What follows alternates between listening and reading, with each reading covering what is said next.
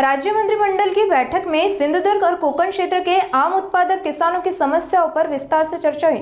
मंत्री नीतीश राणा ने इस मौसम में आम के फूल आने, फल गिरने और इससे किसानों को हुए नुकसान की जानकारी मुख्यमंत्री, उप मुख्यमंत्री और पूरे मंत्रिमंडल को दी। मुख्यमंत्री देवेंद्र फडणवीस ने कृषि विभाग के सचिव को इस विषय का गहराई से अध्ययन कर पूरी जानकारी एकत्र करने के निर्देश दिए। साथ ही आम किसानों की समस्याओं पर अलग से बैठक कर जल्द निर्णय लेने और उन्हें राहत देने का आश्वासन दिया गया। यह जानकारी स्वयं मंत्री नीतीश राणे ने एक वीडियो के माध्यम से साझा की। आज राज्य मंत्रिमंडळाच्या बैठकीमध्ये सिंधुदुर्गात आणि कोकणाच्या आंबा शेतकऱ्यांच्या परिस्थिती संदर्भात चर्चा झाली।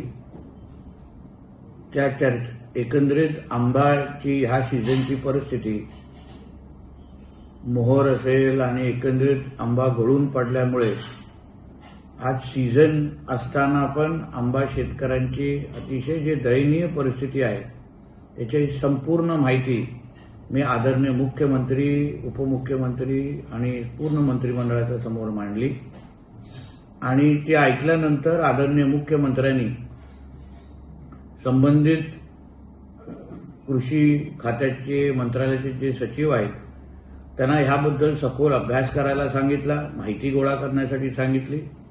मी ही मागणी केली की ह्या संदर्भात पाहिजे एक अभ्यास गट तयार करून आदरणीय मुख्यमंत्र्यांच्या नेतृत्वात लवकरात लवकर आंबा बागायतदारांच्या आणि आंबा शेतकऱ्यांच्या संदर्भात आणि कोकणातल्या एकंदरीत आंब्याच्या संदर्भात एक बैठक लवकरात लवकर लावावी।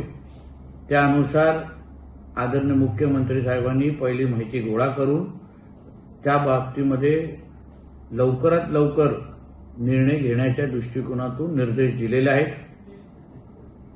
राज्य सरकार म्हणून आंबा शेतकऱ्यांच्या मागे आम्ही खंबीर पद्धतीने उभे आहोत आणि लवकरात लवकर मदत देण्याच्या दृष्टिकोनातून आमचं काम सुरू झालेलं आहे।